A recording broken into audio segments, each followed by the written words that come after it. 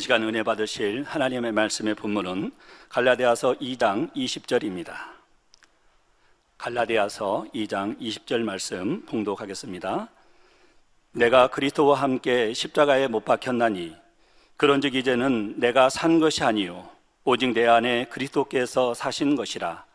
이제 내가 육체 가운데 사는 것은 나를 사랑하사 나를 위하여 자기 몸을 버리신 하나님의 아들을 믿는 믿음 안에서 사는 것이라. 아멘. 임마누엘 성가대 찬양과 니시 오케스트라 연주가 있으노 연합성결신학교 총장이신 정구영 목사님께서 떡상 세 번째 말씀 증거해 주시겠습니다. 아멘. 우리나라 속담에 부뚜막에 소금도 집어넣어야 짜다, 이런 말씀이 있습니다. 젊은 사람들은 부뚜막이 뭔지 모를 분도 계시지만 조금 옛날에는 다 부뚜막이라는 게 있었거든요, 부엌에. 그래서 그 부뚜막에 소금이 있어도 집어넣어야 나물도 간을 맞추고 국도 간을 맞추고 이런다는 말씀이 되겠습니다.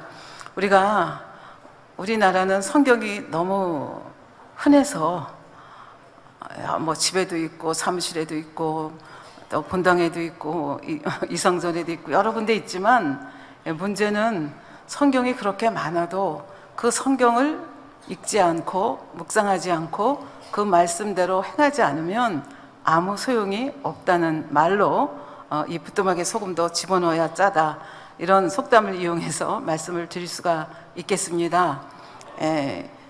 지금부터 말씀드리고자 하는 것은 미국에서 실제로 있었던 예화인데요.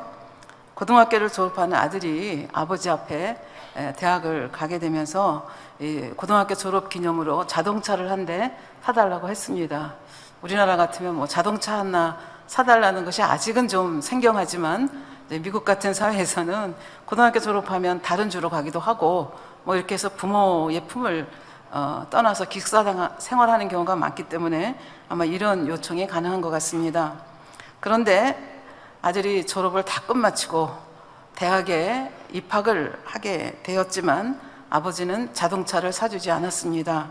그리고 기숙사로 들어가는 아들은 이제 아버지가 자기한테 자동차를 안 사줬기 때문에 입이 쭉 나왔겠죠. 이런 아들에게 성경을 한 권 주면서 틈나는 대로 성경을 읽으라고 그렇게 권면을 했습니다. 특별히 빌립보서 4장 19절을 읽으면 그 성경이 내 인생에 있어서 굉장히 도움이 될 테니까 꼭 펴서 빌립보서 4장 19절을 읽어보라고 그렇게 얘기를 했습니다. 그러나 자동차 때문에 속이 뒤틀린 아들은 아버지가 주신 성경을 기숙사 구석에다가 던져버렸습니다. 그리고 아버지를 만날 때마다 자동차를 사달라고 졸랐습니다. 그때마다 아버지는 똑같은 질문을 하셨습니다. 너 성경을 읽었느냐? 빌립보서 4장 19절 읽어봤느냐? 그렇게 아버지는 물었습니다. 그리고 대답을 안 하십니다. 4년이 지나서 이 아들이 졸업식 날이 됐습니다. 졸업식 날이 됐기 때문에 아버지 어머니가 아들 졸업식에 참석을 하러 갔습니다. 그리고 아버지는 다른 말 하지 않고 내가 너한테 4년 전에 준 성경책을 좀 달라고 그렇게 얘기를 하니까 아들이 구석에서 먼지가 풀풀 나는 성경을 아버지한테 주었습니다. 그랬더니 아버지가 그 성경을 잠시 내려다보시다가 아들에게 다시 성경책을 넘겨주면서 빌립보서 4장 19절을 읽어보라고 그렇게 얘기했습니다. 아들은 굉장히 기분이 상하고 그럴 마음이 내키지 않았지만 아버지가 읽어보라고 하니까 빌립보서 4장 19절 말씀을 펴서 읽었습니다. 나의 하나님이 그리스도 예수 안에서 영광 가운데 그 풍성한 대로 너희 모든 쓸 것을 채우시리라. 굉장한 축복의 말씀입니다. 근데 놀라운 것은 아버지가 4년 전에 이미 그 성경책을 그 아들에게 줄 때 자동차를 살 수 있는 수표 한 장을 끊어서 거기다 놓아줬는데 아들이 아버지의 말씀을 무시하고 4년 동안이나 계속 졸랐던 것입니다. 그래서 졸업하는 그날에서야 비로소 아비의 마음을, 그것도 아버지가 억지로 보라 그래서 그 성경 빌립보서 4장 19절을 펴서 거기에 수표가 있는 것을 발견했다는 이야기입니다. 아까 말씀드린 대로 부뚜막에 아무리 소금 단지가 있어도 소금을 집어넣지 않으면 반찬이 간이 맞지가 않습니다. 마찬가지로 우리도 아무리 성경이 구하기 좋고 뭐 성경을 몇 권씩 가진 사람들이 있죠. 저도 사무실에 성경이 4-5권 있거든요. 영어 성경까지 하면 뭐 더 많고, 그러니까 그럼에도 불구하고 그 성경이 그냥 장식품으로 끝난다면 무슨 의미가 있겠습니까? 그리고 성경을 읽고 성경 속에서 하나님께서 무엇을 말씀하시는지 안다 할지라도 그 하나님을 멸시하고 하나님을 무시하고 그런 마음이 있다고 하면 성경을 읽어도 성경을 알아도 순종이 나오지 않고 불순종이 나오게 됩니다. 그래서 불순종이 나오게 되면 아버지의 축복을 받기가 이 땅에서도 어렵고 또 이 땅의 삶이 심은 대로 행한 대로 거두는 것이 천국의 삶이기 때문에 천국에서도 그렇게 행복하지 못하겠죠. 그래서 예를 들면 아간이라는 인물을 한번 보도록 하겠습니다. 아간이라는 인물은 광야 40년 생활을 다 경험한 사람입니다. 그리고 요단강도 그 기적으로 하나님이 그 열어주신 요단강을 건넜습니다. 그리고 그 정말로 그 철벽 같은 여리고 성도 그 이스라엘 백성이 힘으로 가서가 아니라 하나님이 말도 안 되는 방법으로 전쟁을 하라고 했을 때 언약궤를 메고 뭐 돌고 하루에 한 바퀴씩 돌고 또 마지막 날에는 뭐 7바퀴 돌고 그 다음에 외치라. 이게 세상적으로 보면 상식적으로 보면 말도 안 되는 전쟁 방법을 말씀해 주셨습니다. 그리고 너희가 이대로 순종하면 이 여리고성을 차지하게 될 것이다 말씀을 하셨고, 그러면서 그 경계의 말씀을 주셨습니다. 그 경계의 말씀은 여호수아서 6장 17절부터 19절에 나오는 말씀입니다. 이 성과, 이 성은 여리고성을 얘기하죠. 여리고성과 그 가운데 모든 물건을 여호와께 바치되 기생 라합과 무릇 그 집에 동거하는 자는 살리라. 이는 그가 우리의 보낸 사자를 숨겼음이라. 그러니까 사람은 다 죽이라는 거예요. 누구만 빼놓고.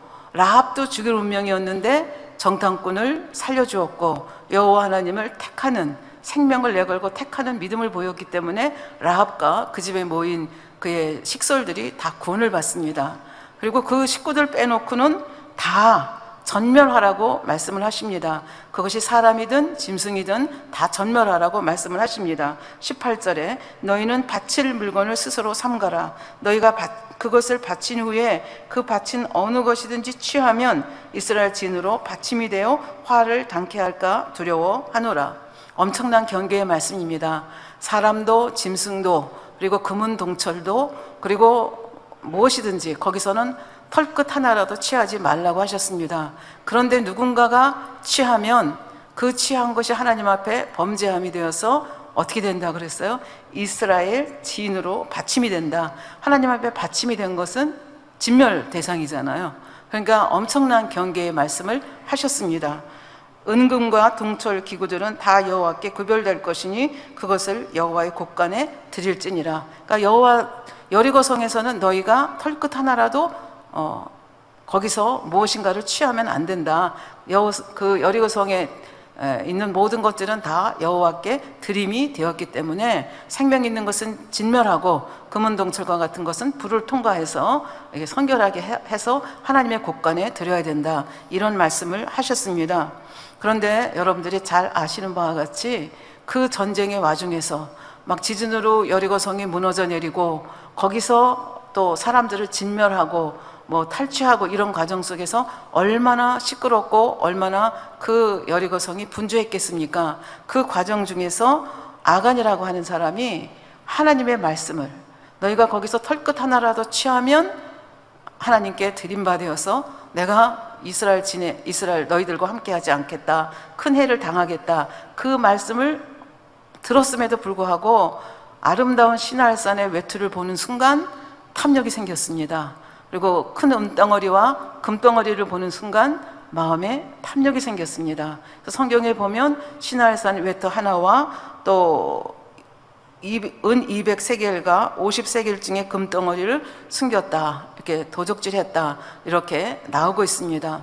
시날산의 외투라고 하는 것은 메소포타미아 지방의 그 바벨로니아가 굉장히 발달된 곳입니다. 그러니까 그곳에서 나오는 외투는 굉장히 고급스럽고 값지고 그런 아주 질이 좋은 것으로 짐작이 됩니다. 요즘으로 말하면 이태리 산 외투나 불란서산 외투 이런 것으로 생각을 할 수가 있겠죠. 그러니까 광야 생활을 하다가 그 휘황찬란하고 호화롭게 보이는 그 외투를 보는 순간 탐욕이 생겼습니다.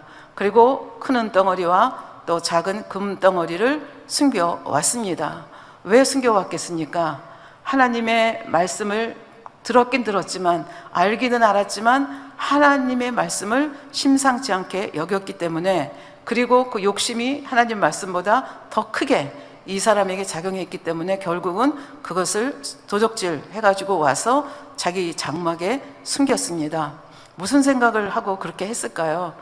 40년간 광야 생활을 하고 이제 요단강을 건너서 하나님이 약속하신 가나안 땅에서 이 땅 정복이 끝나면 내가 이 시날산 외투를 가지고 있고 이 금은 덩어리를 가지고 있으면 이것이 종잣돈이 되어서 다른 사람들보다 더 부유하게 풍요롭게 잘 살 수 있지 않을까, 이런 생각을 했을지도 모릅니다. 그래서 그런 여러 가지 여하튼 간에 이런 범죄를 아간이 했습니다. 근데 하나님께서는 이미 경계를 하셨기 때문에 이런 아간의 범죄를 그냥 넘어가지 않으셨습니다. 아간의 범죄를 무엇을 통해서 추적하셨는가 하면 여리고 성을 정복을 하고 그 다음 정복을 하려고 하는 성이 아이성이었습니다. 그래서 아이성은 너무나 조그만 성이기 때문에 우리가 다 갈 필요도 없습니다. 2~3천 명만 가면 됩니다. 그런 보고를 받고 여호수아는 3천 명의 군대만 그 아이성을 정복하기 위해서 보냅니다. 그런데 뜻밖에도 이 아이성의 전투에서 36명이 죽습니다. 그리고 쫓겨서 비탈길을 내려옵니다.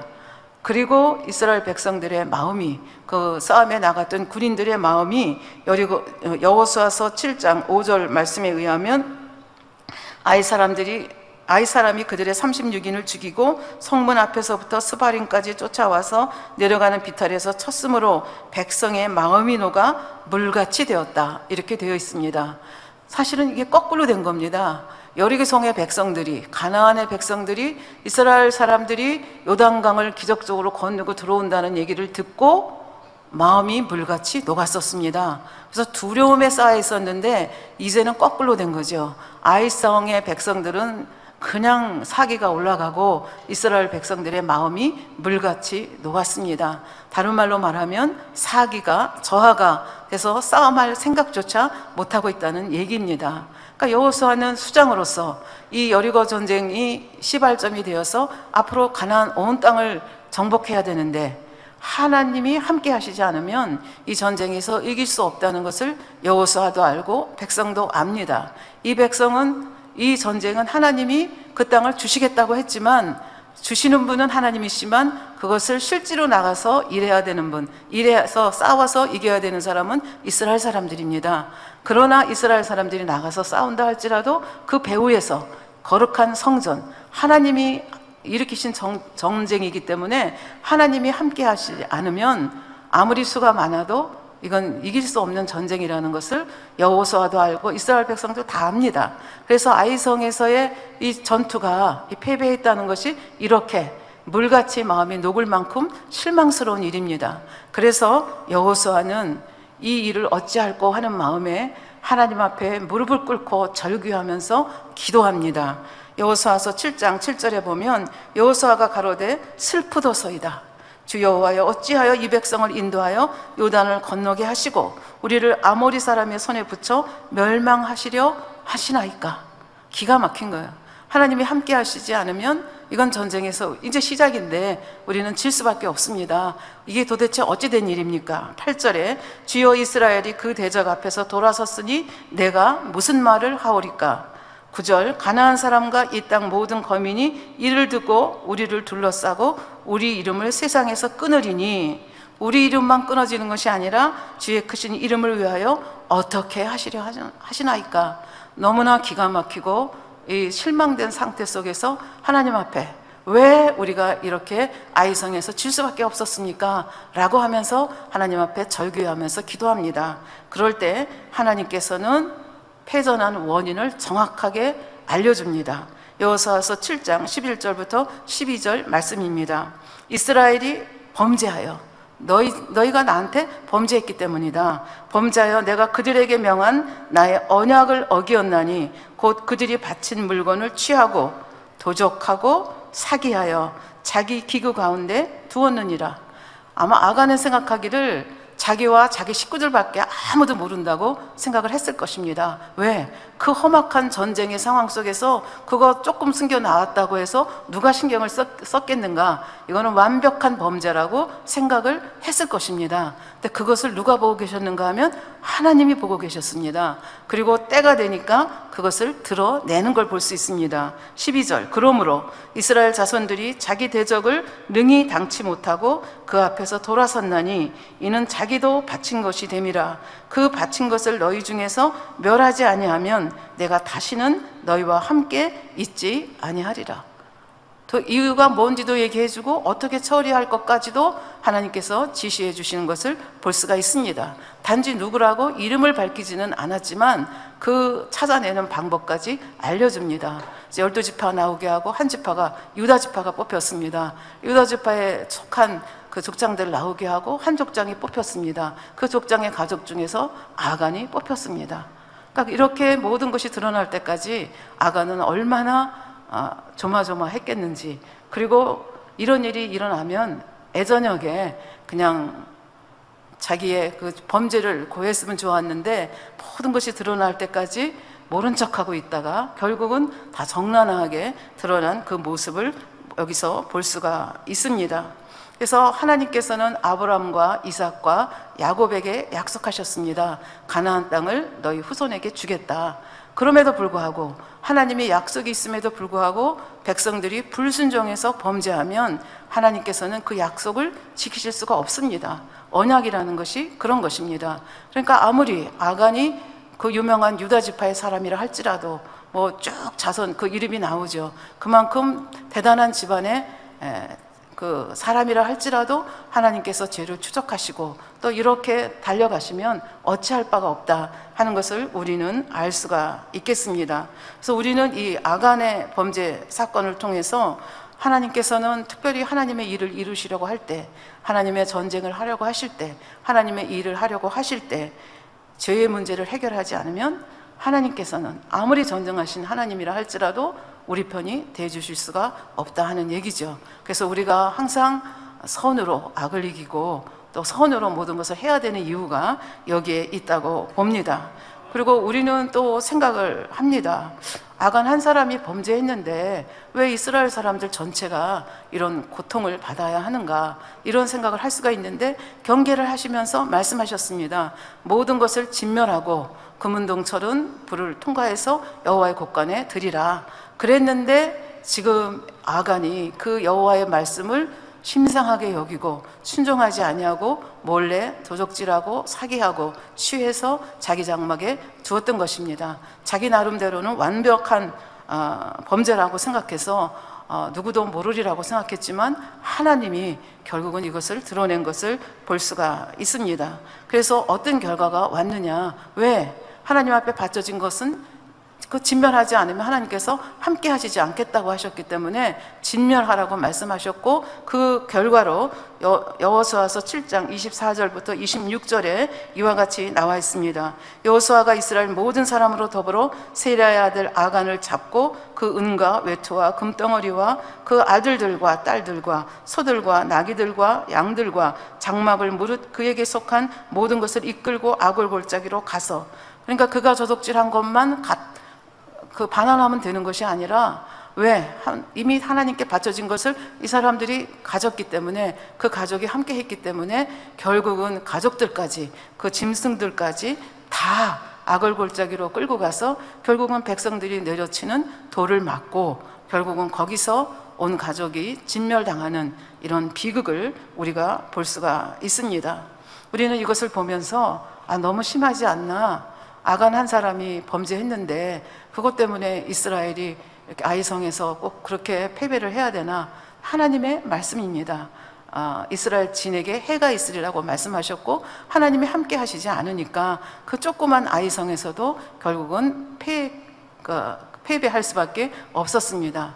그리고 이것을 해결했을 때 하나님께서 적극적으로 다시 나타나셔서 어떻게 아이성을 진멸해야 되는지 매복 작전을 쓰라고 하시면서 구체적인 방법을 알려주시고 그 아이성을 차지하게 하는 걸 볼 수가 있습니다. 그러니까 이런 사건을 겪으면서 이스라엘 백성들은 여호와 하나님이 사랑이시고 좋은 분이시긴 하지만 결국은 그 말씀대로 순종하지 않으면 안 되는구나. 더군다나 이 가나안을 차지하는 이 전쟁은 여호와의 전쟁이기 때문에 하나님께서 하라는 대로 순종해야 되겠구나 하는 것을 이 사건을 통해서 더 마음에 깊이 새기는 그런 기회가 됐을 것으로 우리는 생각을 할 수가 있습니다. 그러면 신학시대에 요즘같이 개인주의 시대에 이런 일이 도대체 우리한테는 어떻게 적용을 할 수 있느냐, 이런 생각을 저희가 할 수가 있겠습니다. 그리고 어떻게 보면 불공평한 것처럼 보이기도 합니다. 그런데 우리 신약시대의 교회는 우리의 머리가 예수 그리스도입니다. 그리고 우리들 한 사람 한 사람은 그 예수 그리스도를 통해서 다 연결된 한 몸입니다. 그래서 우리는 다 지체이기 때문에 우리 지체가 모여서 공동체를 이루고 있기 때문에 그 한 지체가 부패하면 그것이 결국 공동체에도 영향을 미칠 수밖에 없습니다. 그래서 우리는 나 자신에 의해서도 가능하면이 아니라 범죄하지 말아야 되고, 범죄하면 하나님 앞에 나와서 예수 그리스도의 이름으로 고백하고 얼른 죄사함을 받아야 되고, 그 나로 인하여서 우리 공동체가 영향을 받지 않도록 매사에 조심하는 이런 마음이 우리에게 필요하다고 생각을 합니다. 두 번째는 하나님을 너무나 사랑하는데, 그래서 하나님 앞에 열심히 특심합니다. 열심히 특심하고 누가 봐도 정말 저 사람은 하나님 너무 사랑해, 너무 감동이 돼, 이렇게 말하는데 사실은 하나님의 말씀을 잘 몰라서, 아니면은 하나님의 말씀을 막연히 알지만 그걸 별로 마음에 새기지 않아서 불순종하는 경우들이 있을 수 있습니다. 예를 들면 다윗이 그런 경우 중에 한 케이스라고 생각을 합니다. 다윗이 7년 동안 유다 지파의 왕 노릇을 했습니다. 그러다가 하나님의 은혜로 피를 보지 아니하고 통일 이스라엘 왕국을 이루게 됩니다. 통일 왕국을 이루게 되면서 이 왕국을 치리하기 위해서는 수도를 옮겨야 되겠다. 그래서 이쪽 남쪽에 있는 헤브론에서 중심에 있는 예루살렘으로 수도를 옮기게 됩니다. 그래서 그 예루살렘 성도 차지를 하죠. 그래서 다윗성이라고 얘기를 합니다. 그리고 자기들을, 그 이스라엘 백성들을 괴롭혔던 블레셋 사람들, 다윗이 이렇게 한 지파의 왕이 아니라 이게 온 이스라엘의 왕이 되면 블레셋이 가만히 있지 않을 것을 다윗도 예상을 합니다. 그래서 이 블레셋과의 일전을 치르지 않으면 우리가 안심하고 살 수 없다고 생각했기 때문에 결국은 이제 블레셋도 그렇게 생각을 해서 르바임 전투가 벌어지고, 이 블레셋 쪽에서는 이 다윗을 애저녁에 싹을 잘라버리지 않으면 쟤 큰일 나겠다. 그렇게 해서 어떻게든지 이 다윗을 잡아 죽이려고 하죠. 이 전쟁을, 르바임 전투를 일으키는데 2번이나 침입을 했지만 결국은 하나님이 함께 하셔서 아무리 그들이 해변에 모래같이 많이 왔다 할지라도 결국은 패배하고 도망치는 것을 볼 수가 있습니다. 그래서 행정적으로도 안정이 되고 정치적으로도 안정이 됐습니다. 그래서 곰곰이 생각하니까 그러면 다음에 뭐를 해야 되지? 우리는 하나님을 섬기는 백성인데 하나님의 언약궤, 하나님의 임재와 하나님을 만날 수 있는 곳인 그 언약궤가 지금 저 기욤 여아림에 있잖아. 저 언약궤를 모시고 와서 이 예루살렘이 영적인 도시, 그래서 백성들이 여기서 하나님의 임재를 만나고 하나님 앞에 제사하고, 그래서 영적인 임재가 있는 이런 그 영적인 도시로, 영적인 나라로 이 이스라엘을 만들어 가야 되겠다. 그렇게 생각을 하고 기욤 여아림에 있는 그 하나님의 언약궤 70년간이나 거기 있었습니다. 그 언약궤를 이제 예루살렘으로 가져오고자 하는 엄청난 계획을 세우게 되는 것을 볼 수 있습니다. 그래서 얼마나 이 다윗이 이 영적 도시를 이루고 싶었는지, 여호와의 언약궤가 예루살렘에 들어오는 것을 얼마나 간절하게 사모했는지를 사무엘하 6장 1절부터 보면 알 수가 있습니다. 기욤 여아림으로 여아림에서 언약궤를 가지고 오려고 하는데 1절에 보니까 다윗이 이스라엘에서 뺀 무리 3만을 다시 모으고, 그 언약궤는 사실 몇 사람이면 지고 오는 거거든요. 그런데 그렇게 하지 아니하고 지금 3만 명이나 데려가는 거예요.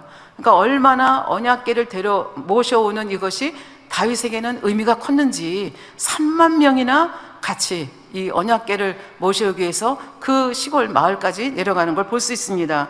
2절, 일어나서 그 함께 있는 모든 사람으로 더불어 바알레 유다. 바알레 유다는 기앗 여아림의 옛 명칭입니다. 기앗 여아림으로 가서 거기서 하나님의 궤를 메어오려 하니 그 궤는 그룹들 사이에 좌정하신 만군의 여호와의 이름으로 이름하는 것이라. 우리는 이미 언약궤에 대해서 많은 상식을 가지고 있죠. 그래서 하나님이 그룹들 사이에 자정하고 계신 아주 굉장히 의미가 있는 그런 그 성물이라는 것을 알 수 있습니다.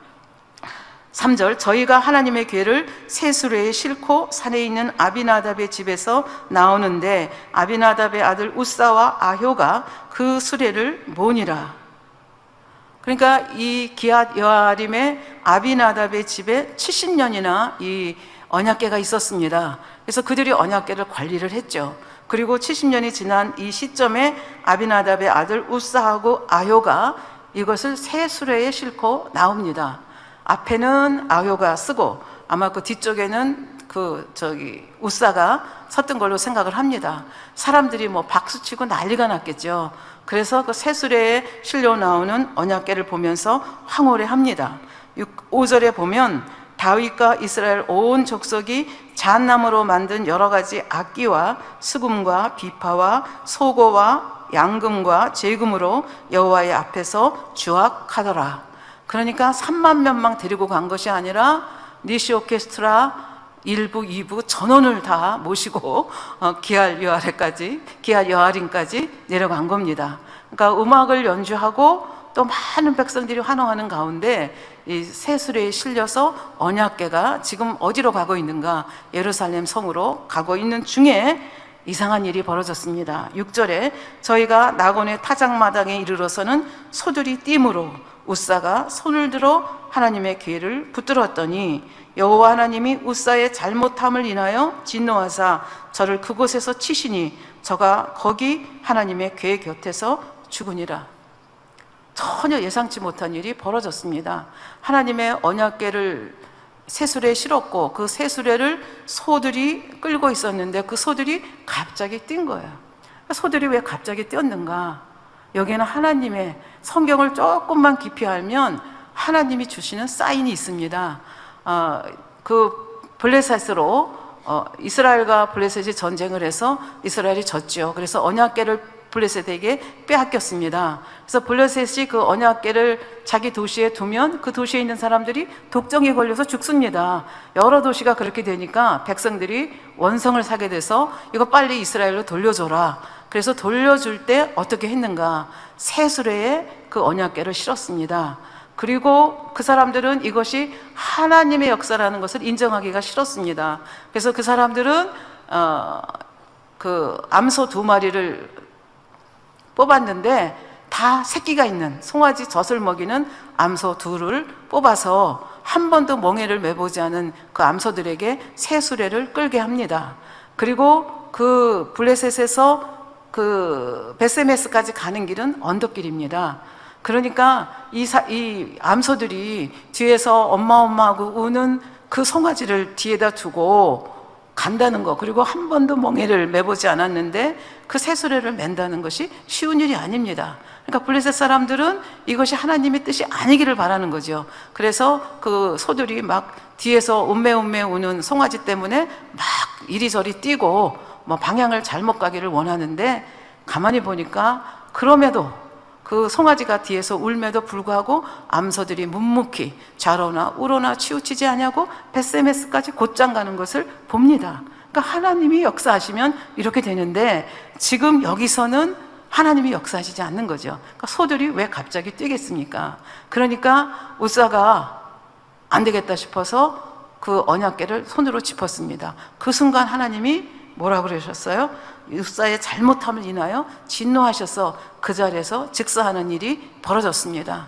그러니까 지금 3만 명이나 동원이 되고 막 악기를 가지고 연주하면서 흥에 겨웠던 이 잔치 같은 분위기가 갑자기 찬물을 끼얹은 것처럼 그렇게 됐습니다. 그러니까 왜 그렇게 됐을까? 우리는 이것을 상식적으로 생각하면 이해가 안 됩니다. 아비나답의 집에서 70년이나 언약궤가 있었는데 그 사람들이 70년이나 언약궤를 그렇게 잘 돌보았는데 뭐가 잘못됐다고, 그리고 그거 소가 뛰어서 언약궤가 굴러떨어지면 안 돼서 우사가 잡은 것뿐인데 그럼 뭐가 잘못됐다고 하나님은 말씀하시는 것인가? 이런 생각을 우리가 상식적으로 인간적으로 생각하면 그런 생각을 할 수가 있습니다. 그러나 우리가 좀 더 깊이 생각해 보면 70년 동안 이 언약궤가 아비나답의 집에 있었습니다. 그러면 이분들이 이방인이 아닙니다. 블레셋 사람들은 이방인이기 때문에 세수레에 실어서 보냈지만 이 사람들은 하나님의 언약궤를 어떻게 취급해야 된다는 것을 모를 리가 없습니다. 모를 리가 없음에도 불구하고 왜 세수레에다가 언약궤를 메고 나왔겠습니까?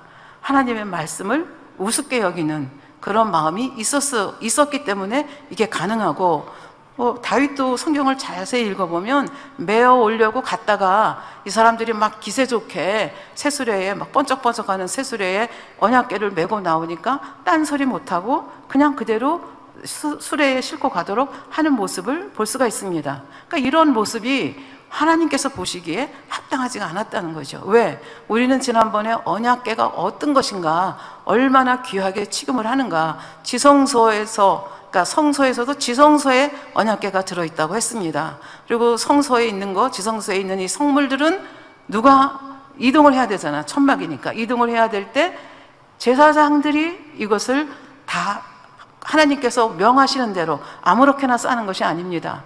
명하시는 대로 다 싸서 해놓으면 고핫 자손이 와서 어깨에 메어서 운반해야 되는 것입니다. 그러니까 지금 이 사람들은 이방인들이 아니잖아요.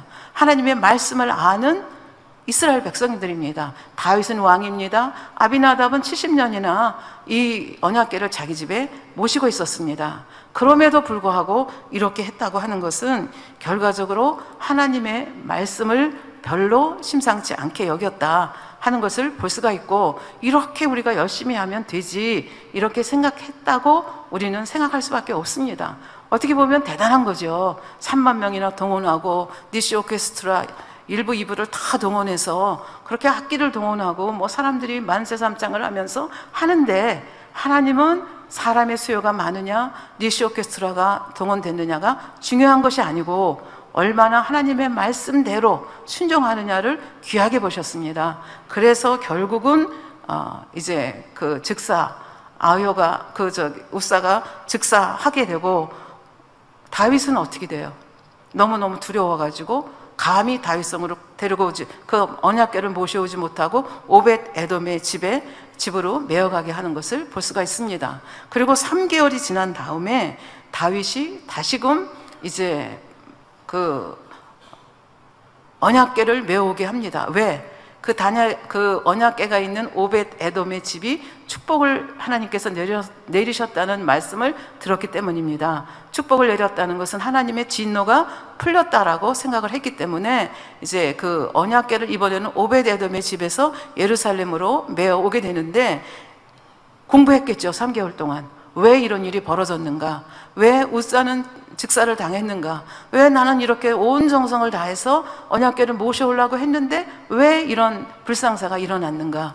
그래서 제사장들을 불러서 공부를 했을 것이라고 저는 생각을 합니다. 그래서 그 공부한 결과를 역대상 15장 12절에 보면, 11절에 보면 다윗이 제사장 사독과 아비아다를 부르고 또 레이 사람 우리엘과 아사야와 요엘과 스마냐와 엘리엘과 암미나답을 불러 저에게 이르되, 너희는 레이 사람의 족장이니 너희와 너희 형제는 몸을 성결케 하고 내가 예비한 곳으로 이스라엘 하나님 여호와의 궤를 메어 올리라. 전에는 너희가 매지 아니하였으므로, 수레에다 실었잖아요. 매지 아니하였으므로 우리 하나님 여호와께서 우리를 충돌하셨나니 이는 우리가 규례대로 저에게 구하지 아니하였음이니라. 그래서 이 원인이 무엇인가를 말씀을 통해서 깨달은 거고, 깨달았으면 순종을 한 거죠. 그래서 순종해서 지금 제사장들과 이 고핫 족속들 몇 사람을 뽑아서 이 언약궤를 메어오게 하는 것을 볼 수가 있습니다. 보통은 고핫 자손이 메지만 특별한 경우에는 제사장들도 언약궤를 맸다는 것을 우리가 성경을 통해서 볼 수가 있습니다. 예를 들면 요단강을 건널 때, 그 다음에 여리고성을 돌 때, 그때 제사장들이 이 언약궤를 메고 돌았던 것을 알 수가 있습니다. 그래서 제사장들과 레위 족속들을 이렇게 뽑아가지고 그 사람들이 이 언약궤를 오벳에돔의 집에서 내어오게 하는 것을 볼 수가 있습니다. 사무엘하 6장 12절부터 보면은 후기 다윗 왕에게 고하여 가로되 여호와께서 하나님의 궤를 인하여 오벳에돔의 집과 그 모든 소유에 복을 주셨다 한지라. 다윗이 가서 여호와의 궤를 기쁨으로 메고 오벳에돔의 집에서 다윗성으로 올라갈새 여호와의 궤를 맨 사람들이 6걸음을 행하매 다윗이 소와 살찐 것으로 제사를 드리고, 그러니까 조심스럽게 걷는 거예요. 또 뭐 잘못한 것이 없나. 근데 6발자국 걷기까지 아무 일도 없는 거예요. 너무 기뻐서 소와 양으로 살찐 것으로 제사를 드렸다. 여기는 몇 마리라고 안 나와 있는데 역대상 15장 23절에 보면 7마리의 숫송아지와 7마리의 수양을 드렸다고 그렇게 기록을 하고 있습니다. 너무 기뻤습니다. 그래서 14절에 보니까 여호와 앞에서 힘을 다하여 춤을 추는데 때에 배 에봇을 입었더라. 그러니까 뭐 속살이 드러나 보일 정도로 여호와 앞에서 이 하나님의 궤를 이렇게 메고 그 예루살렘에 온다는 것이 너무 기뻐서 이렇게 축제를 벌리는 이런 모습. 그리고 사무엘하 6장 15절에 보면 다윗과 온 이스라엘 족속이 즐거이 부르며 나팔을 불고 여호와의 궤를 메어 오니라. 처음에는 하나님의 말씀을 별로 명심하지 못하고 그것을 마음에 새기지 못해서 실수했지만, 그 다음에는 왜 실수했는가를 공부하고 그 실수한 잘못된 것을 제거하고 하나님 뜻대로 했을 때 이것이 성공적으로 예루살렘까지 오고, 그 다음에 뭐 나중에는 다윗이 나는 백향목 왕궁에 구하는데 하나님의 궤는 천막 안에 있다. 내가 하나님의 성전을 짓고 싶다. 그런 말씀을 했죠. 근데 하나님께서는 허락하지 않으셨습니다.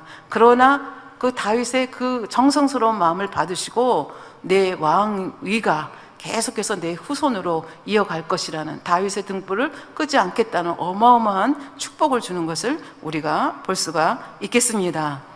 세 번째로는 하나님의 말씀도 너무 잘 알고 그 하나님을 너무 사랑하고 그 하나님을 너무 신뢰하기 때문에 그 말씀대로 순종하는 사람들이 있습니다.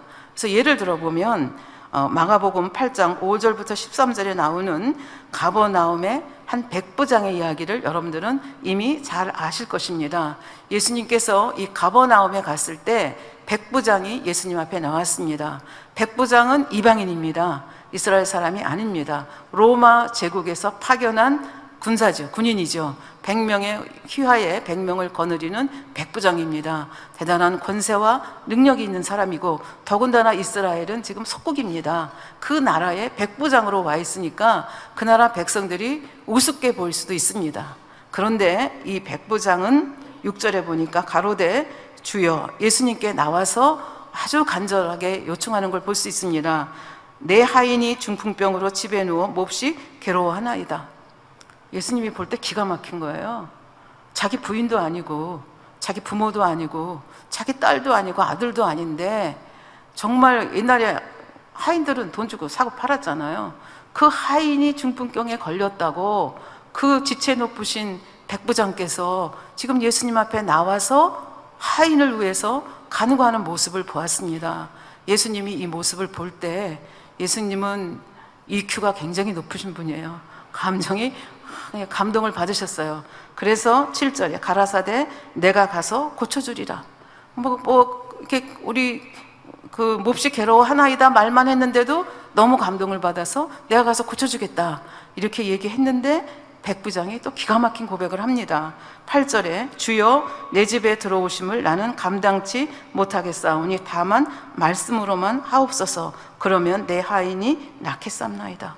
어떻게 주님 같은 분을 우리 집에 모실 수가 있겠습니까? 말씀만 하십시오. 그러면서 얘기합니다. 나도 남의 수하에 있는 사람이요 내 아래도 군사가 있으니 이더러 가라 하면 가고 저더러 오라 하면 오고 내 정도로 이것을 하라 하면 하고 이렇게 하나이다. 그러니까 명령만 하시옵소서. 하나님, 우리 주님이 감동 제곱입니다. 너무 또 감동이 되셨습니다. 예수께서 들으시고 귀히 여겨, 너무나 귀한 겁니다. 귀히 여겨 좇는 자들에게 이르시되 내가 진실로 너희에게 이르노니 이스라엘 중 아무에게도 이만한 믿음을 만나보지 못하였느니라. 그러니까 베스트라는 거예요. 베스트. 누구보다 낫다가 아니라 내가 지금 많은 사람을 만났는데 그 중에 넘버원이다. 이 백부장이 그런 칭찬을 받는 거예요. 또 너희에게 이르노니 동서로부터 많은 사람이 이르러 아브라함과 이삭과 야곱과 함께 천국에 앉으려니와 나라의 본 자손들은 바깥 어두운 데 쫓겨나 거기서 울며 이를 갈미 있으리라. 그러니까 이방인도 이렇게 해서 내 마음을 감동시키는데 내 백성들은 지금 완악하잖아요. 그 말씀을 여기서 하는 거죠. 예수께서 백부장에게 이르시되 가라 내 믿은 대로 될지어다 하시니 그 시로 하인이 나으니라. 예수님께서 가라 내 믿은 대로 되리라. 바로 그 시간에 하인이, 사실 중풍병에서 고침받는다는 게 이게 보통 능력이 아니면 안 되는 거죠. 그런데 그 시간에 깨끗이 나았다는 얘기죠. 그러니까 이 백부장의 믿음은 하나님의 말씀을 알고 그분을 신뢰해서 순종하는 그 믿음의 차원을 더 한 단계 뛰어넘은 차원의 엄청난 믿음. 그러니까 예수님께서도 베스트라고 말씀하실 수밖에 없는 그런 믿음. 그러니까 그런 믿음을 가진 자를 얼마나 기뻐하셔서 축복하시는가 하는 것을 우리는 알 수가 있습니다. 그러면 우리는, 그럼 현재는 그런 사람 있습니까? 있지요. 우리가 몰라서 그렇지. 한 사람을 여러분께 소개를 하려고 합니다.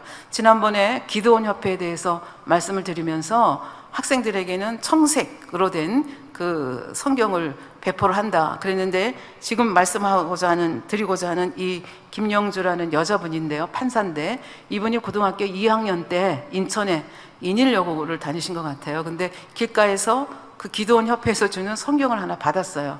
근데 그 성경에는 그 신약 플러스 시편 150편이 있다 그랬죠. 그래서 이렇게 뒤져보니까 딱 눈에 들어오는 기절이 있다는 거예요. 그 기절이 시편 150편 6절이었습니다.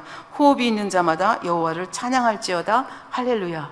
그걸 읽는 순간 나도 호흡이 있는데 그러면 나도 여호와를 찬양해야 되나? 그럼 여호와를 어떻게 찬양하는 거야? 그렇게 해서 퀘스천이 들었고, 자기 친구에게 너 교회 다니냐? 다닌다고 하니까 나 좀 교회에 인도해줘. 그래서 첫 번으로 교회에 예배에 참석을 했고, 근데 거기서 목사님의 설교 말씀에도 은혜를 받았지만 어디에 은혜를 받았는가 하면은 헌금송에 은혜를 받았습니다. 헌금송이 뭐냐면 주만 바라볼지라, 이걸 하는데 괜히 눈물이 나고 처음 온 사람이 은혜를 받은 거예요. 그래서 그 다음 주부터는 친구가 이끌지 않아도 스스로 교회를 다니게 된 거죠. 그리고 대학을 들어갔습니다. 그리고 대학 4년 이제 졸업을 할 때가 가까우니까 자기 지인들에게 뭐 이렇게 앞날을 어떻게 살아야 될지 좀 하나님 앞에 기도 좀 해봐. 그래갖고 두 사람한테 부탁을 했는데 거의 같은 시기에 두 사람이 하나님께서 고시 공부를 원하시는 것 같다는 응답을 가지고 왔습니다. 그래서 이분이 뭐 서울에 있는 스카이 대학도 아니고 인하대 법대를 다녔는데, 인하대 법대에서는 별로 그렇게 고시 보는 사람이 없다는 거예요. 그리고 뭐 자기가 공부를 썩 잘한 편도 아니기 때문에 뭐 고시가 될까? 이런 생각이 들었지만 하나님께서 인도하신다고 생각하고 부모님께 말씀을 드렸더니 부모님께서 승낙을 해주셨습니다. 그러나 뭐 공부도 잘하지 못하고 뭐 이제 이런 형편이기 때문에 부모한테 뭐 크게 도움을 받을 수는 없고 최소한도의 비용을 부모에게서 받아가지고 신림동 고시촌 책상이 하나 달랑 있는 방에 왔습니다. 굉장히 열악한 그런 환경이지만 굉장히 행복했다고 고백을 합니다. 그래서 왜 행복했는가 하고 그분이 간증하는 걸 들어보니까 그동안, 그러니까 2학년, 고등학교 2학년, 3학년, 대학 4학년, 6년이 됐지만 부모님께 내가 교회 다닙니다, 예수를 믿습니다, 이런 말씀을 못 드렸다는 거예요. 왜? 부모님이 너무 교회를 싫어하고 이거 또 교회 다니는 걸 너무 싫어하기 때문에 교회, 집에서는 성경책도 숨기고 기도도 못하고 뭐 이렇게 해서 부모 몰래 다니다가 이제 신림동 고시촌에 오니까 거기서 먹고 자고 지내잖아요. 그러니까 마음껏 찬양할 수 있고 마음껏 성경 읽을 수 있고 주의를 지킬 수 있다는, 주의를 이렇게 두려워하지 않고 지킬 수 있다는 것이 너무 행복했다, 그렇게 얘기합니다. 그래서 고시촌에서의 생활은 공부하고 밥 먹고 또 공부하고 밥 먹고 지치면 자고 일어나서 또 공부하고 굉장히 단순한 그런 생활을 하는데, 하나님이 원하시는 것이라 생각하니까 너무 공부하는 것이 즐거웠습니다. 그리고 하나님 앞에 3년 안에 꼭 좀 붙게 해달라고 그렇게 기도를 하고 왔기 때문에 이제 그 공부하는 것이 즐겁고 열심히 하게 됐는데, 어느 순간에 공부가 우상이 됐습니다. 그래서 어떻게 우상이 됐는가 하면은, 주일에도 대예배만 드리고 와서 공부했으면 좋겠네. 왜냐하면 주일에 가서 하루 종일, 그 교회도 하루 종일 예배를 드리는 그런 교회인 것 같습니다. 그러니까 하루 종일 교회 가서 시간 보내는 게 너무 아깝다. 그래서 이제 이분이 대학을 들어가면서 사랑부에서 봉사를 하게 됐습니다. 사랑부는 이 장애인들을 돌보는 그런 부서입니다. 그런데 이제 그것도 그만둬야 되겠다. 이제 나중에 패스한 다음에 하지. 이제 이런 생각을 하고 있는데, 이제 마지막으로 이 애들을 데리고 이제 캠프를 갔습니다. 캠프를 갔는데 공부하고 뭐를 공부해야지, 애를 등에 업고 산책을 하는, 애를 처음에 데리고 손을 잡고 산책을 하는데 공부 생각만 하다가 길을 잃어버린 겁니다. 이 선생님이 길을 잃어버려가지고 애는 아프다고 찡찡거려, 다리가 아프다고 찡찡거려서 걔를 등에다 업고 이제 어디로 가야 이제 본부로 가나 하고 가다가 돌에 잘못 걸려져 갖고 뒤로 넘어졌습니다. 그런데 이 장애아이가 다리가, 정경이가 딱 부러진 거예요. 그러니까 그걸 보는 순간 아차 하는 생각이 들어서 하나님 앞에 이렇게 기도했다고 합니다. 하나님,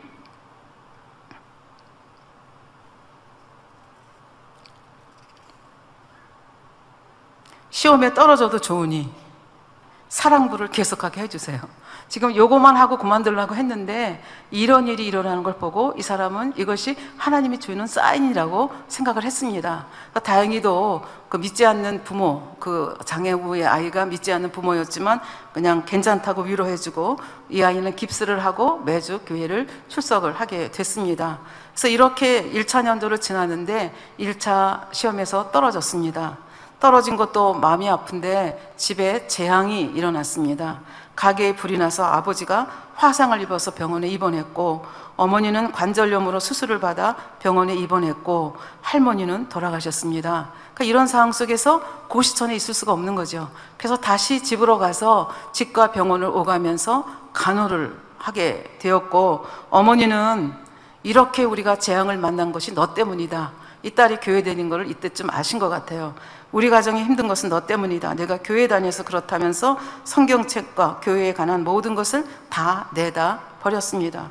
그러니까 집에서는 아무것도 할 수가 없습니다. 그러니까 오전에 학원 간다고 하면서 일찍 나와가지고 새벽 기도하고 뭐 이렇게 하면서 본인으로서는 참으로 힘든 세월을 보내다가 다시 이제 집안 사정이 원만해지면서 다시 신림동 고시촌에 들어오게 되었습니다. 그래서 1차 시험에 여차저차해서 합격을 하고 2차 시험 공부를 하게 됐는데, 2차는 저는 잘 모르지만 1차보다도 외워야 할 것이 너무 많았습니다. 그러니까 또 시간에 쪼들리게 되는 겁니다. 그러니까 주일에도 공부해야 될 텐데 이런 생각이 또 머릿속을 맴돌기 시작합니다. 그래서 어떻게 해야 되지? 그러는데 이 사랑부에서 전화가 왔습니다. 예배 부장직을 좀 맡아달라는 것입니다. 근데 예배 부장직을 맡으면 주일에는 꼼짝없이 새벽부터 저녁까지 있어야 되고, 토요일 오후에도 있어야 되고, 평소에도 일이 있으면 교사들에게 전화를 해야 되는, 그러니까 많은 시간을 투자해야 되는 그런 그 직이라는 것을 알고 있습니다. 근데 또 깨달았습니다. 이때 깨달은 게 뭐냐면, 하나님이 주일에도 공부해야 한다는 시험에 들까봐 기회를 주시는구나. 굉장히 마음이 선하잖아요. 이렇게 해서 또 그 사랑부 예배 부장직을 감수를 합니다. 그러니까 신림동에서 고시촌에서 공부하면서 2차 공부를 하면서 능코 틀 데 없이 뭐 교회도 왔다 갔다 하고 뭐 이렇게 하면서 결국은 지내는데, 그때 이 사람이 깨달은 것이, 하나님께서는 내가 지금 제일 중요한 것이 나에게서는 시간인데 이 시간을 하나님께 드리면 하나님께서 기뻐하시겠다. 그래서 하나님께 이렇게 기도를 했다고 합니다. 하나님, 저의 시간에 11조를 드리겠습니다. 대신 하나님의 간증이 되게 해주십시오. 하나님의 간증이 되게 해달라는 건 무슨 뜻인가 하면, 내가 이렇게 주일날 몽땅 주일 아침부터 저녁까지 예배 드리고 예배 부장직을 잘 감수하고 평일에도 필요하면 교회에 오고 돌보고 이런 일을 함에도 불구하고 고시를 패스했습니다. 이렇게 하나님 앞에 영광을 돌릴 수 있도록 저를 도와달라고 이제 이렇게 기도를 하면서 이제 고시 공부를 하게 된 거죠. 그런데 모의고사를 보니까 성적이 별로 안 나왔어요. 그래서 그 안 나온 성적표를 앞에다 놓고 하나님 앞에 저 3년 안에 끝나게 해줬으면 좋겠어요. 이렇게 또다시 기도를 했습니다. 그때 처음으로 하나님의 음성을 들었다고 합니다. 딸아, 내가 언제 내가 기도할 때 안 들어준 적이 있느냐? 이런 음성이 들렸습니다. 그래서 하나님이 기도를 들어주시는 너무나 좋으신 분이구나. 그 마음을 딱 잡고 2차 공부에 또 매진을 해서 결국은 합격이 됐습니다. 합격이 되고 또 가니까 그 다음이 또 첩첩산중이에요. 사법연수원을 가야 되는데 사법연수원이 2년 과정인데 한 1000명이 있는데 가서 보니까 이게 뭐 보통 경쟁이 센 게 아니에요. 가서 보니까 소위 말하는 스카이 출신이 70% 내지 80%고 자기는 지방에 있는 대학이잖아요. 그리고 별로 자기 공부도 열심히 안 한 사람인데 하나님의 은혜로 하여튼 여기까지는 왔는데 와서 보니까 집안들도 대단하고 뭐 이게 잽이 안 된다는 생각이 드니까 이게 또 숨 막히는 이 경쟁 속에서 내가 어떻게 살아남는가 하는 생각을 하게 되죠. 그러나 이때도 또 이 문제를 놓고 하나님 앞에 기도했습니다. 그랬더니 마음속으로 하나님의 음성이 들려옵니다. 내가 가진 것 없고 보잘 것 없기 때문에 너를 택했다. 하나님이 그래서 더욱 영광 받으실 것이다. 이런 마음을 하나님께서 주셨습니다. 그럼에도 불구하고 연수원 학생들이 자기를 볼 때는 참 대책 없는 여자로 보이게 되는 거죠. 이렇게 공부할 것이 많은데 교회에 그렇게 자주 나가? 오늘도 또 밤에 늦게 이제 주일날 오게 되면 오늘도 또 교회에서 하루 종일 살았어? 어떻게 하려고 그래? 이렇게 선의로 걱정해주는 동료들도 꽤 많이 있었다는 얘기죠. 그런데 결국은 하나님께서 영광을 받으시게 됐습니다. 4학기를 마치고 좋은 성적으로 법원에 지원을 해서 이때 당시에 이 간증을 했을 때가 2010년인데 창원 지점의 그 판사로 그렇게 일하고 있는 것을 알게 됐습니다. 그래서 그 후 연수원생들을 만나서 식사를 했더니 연수원생들이 다음과 같은 고백을 했다는 것입니다. 그렇게 신앙생활 열심히 하더니 정말 하나님이 계신가 보네. 또 어떤 사람은 그렇게 교회 다니면서도 판사가 될 수 있구나. 나도 교회 나가야 되겠네. 이렇게 고백하는 사람들이 있다는 그 고백을 여기서 합니다. 그래서 하나님께서는 나를, 이렇게 부족한 나를 이렇게 판사가 되게 하신 것이 뭐 나를 판사시키고 싶어서 그러신 것이 아니라 하나님의 영광을 드러내기 위해서 하나님이 그렇게 하셨다. 이렇게 고백을 합니다. 그리고 이 재판한다는 것이 남의 일생을 좌우할 수도 있기 때문에 두렵고 떨리는 마음으로 이 재판 글을 쓸 수밖에 없다. 그런 얘기를 하면서 이렇게 고백을 합니다. 나는 능력도 없고 나이도 어리고 경험도 적다. 사람이 어찌 같은 사람을 판단할 수 있겠는가. 하지만 하나님이 하라고 해서 하는 것뿐이다. 그러면서 판결문을 쓸 때 하나님의 지혜를 달라고, 솔로몬에게 지혜를 주셔서 솔로몬이 명재판을 하지 않습니까? 하나님이 지혜를 달라고 그렇게 하면서 오판하지 않도록, 그리고 판결문을 잘 쓸 수 있도록 그렇게 기도하면서 쓴다는 이야기를 읽었습니다. 결론을 내도록 하겠습니다. 사사기 17장 6절에 보면 다음과 같은 말씀이 있습니다. 그때에는 이스라엘에 왕이 없으므로 사람마다 자기 소견에 옳은 대로 행하였더라. 사사기는 언제입니까? 여호수아가 끝나고 땅을 다 정복하고 땅을 다 분배하고 그 다음에 이제 소소하게 남은 땅들을 정복을 하면서 각 지파별로 살도록 한 시대가, 하나님께서 왕이 돼서 다스리는 시대가 사사시대입니다.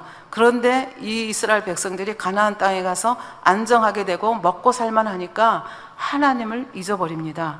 그리고 하나님이 왕이 되시는 것이 아니라 내가 왕이 됩니다. 그래서 내가 왕이 됐다고 하는 것이 자기 소견에 옳은 대로 행하더라.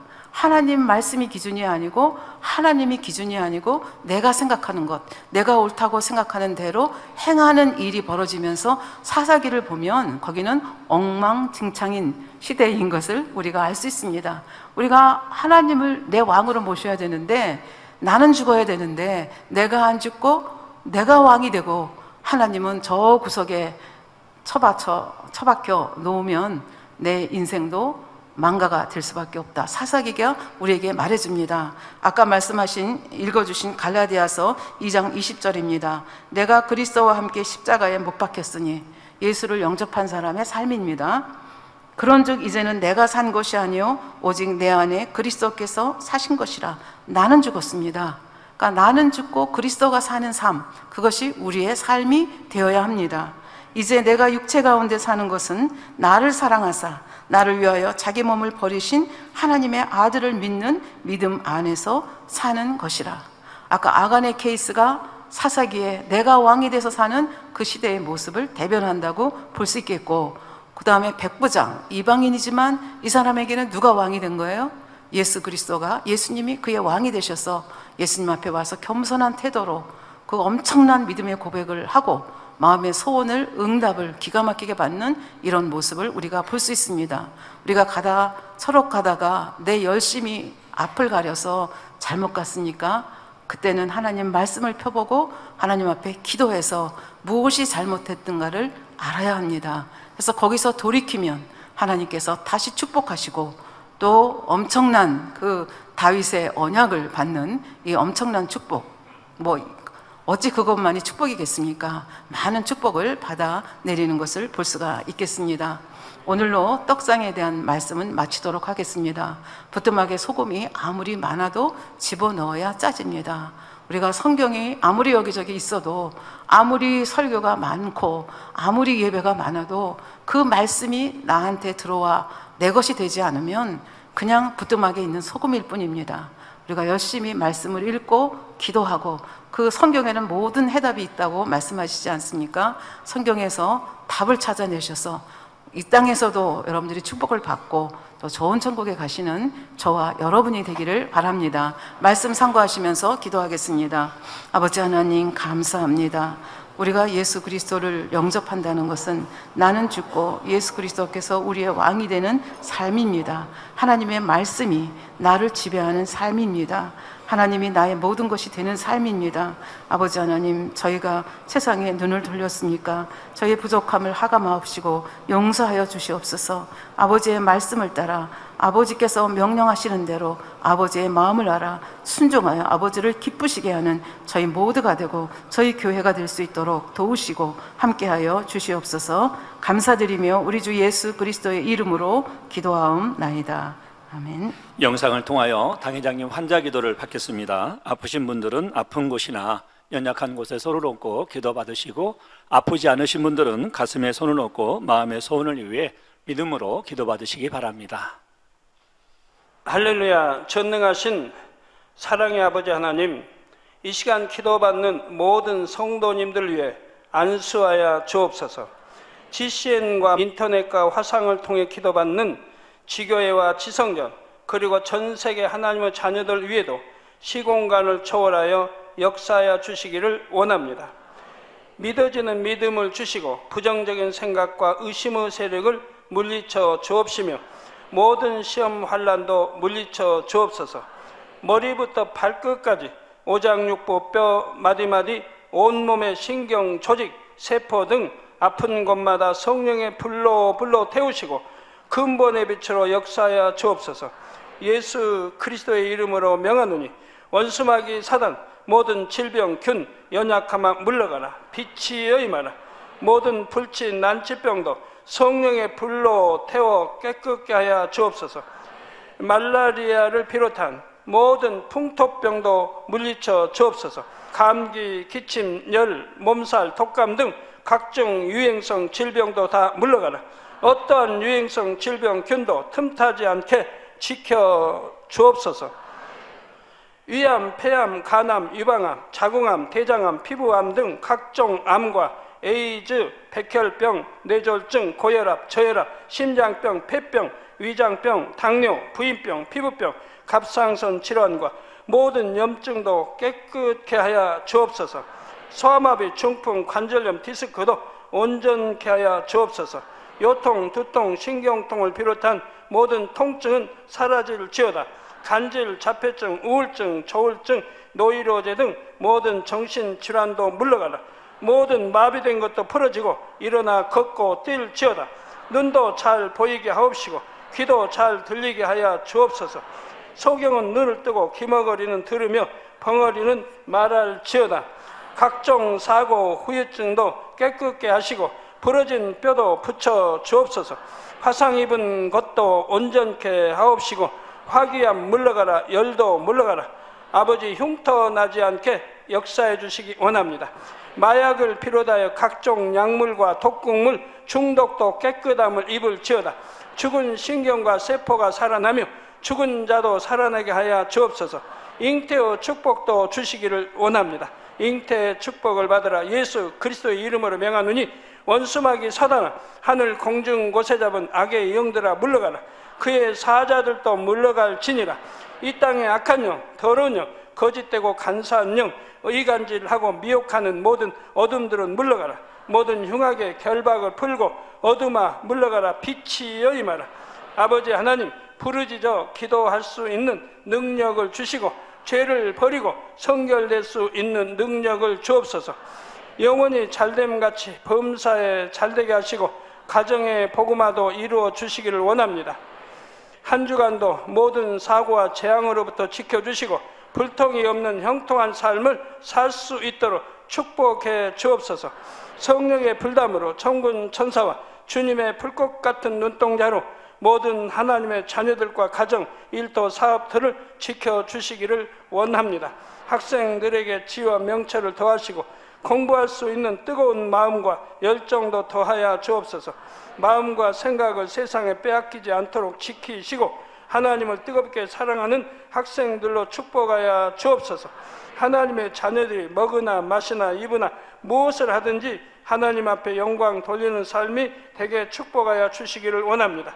나는 하나님을 만났노라, 체험했노라, 응답 받았노라, 축복 받았노라 간증하는 입술이 되게 역사하여 주옵소서. 아버지 하나님 감사합니다. 홀로 영광 받으옵소서. 우리 주 예수 그리스도의 이름으로 기도하옵나이다. 아멘. 涙の中おらる主、愛の主、それは命与える救いの